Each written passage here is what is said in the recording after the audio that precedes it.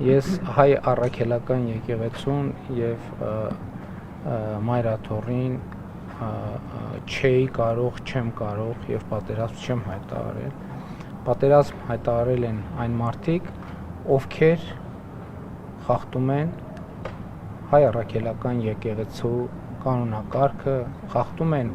կուսակրոնության ուխտագիրը, խախտում են մեր ավանդույթները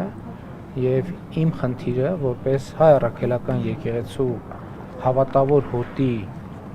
հավատարիմ ներկայացուցիչ եկեղեցին վերադարձնելն է հոգևոր արժեքներին եւ հոգևոր արմատներին։ Ինչ վերաբերում է աշխարհ քաղաքականության, այո, տարածաշրջանում իրադրությունը շատ բարդ է եւ եթե դուք նկատել եք, ես այդ իրադարձությունների մեկնարկից ի վեր ներքաղաքական հարցերով առանձնապես չի արտահայտվում, բայց դա չի նշանակում, որ մյուսները այդ պասիվությունը պետքա օգտագործեին լկտի հարձակումներ անելու համար։ Այդ լկտի հարձակումները համարժեք պատասխան կստանան։ Հույս ունեմ արդեն համոզվել եք։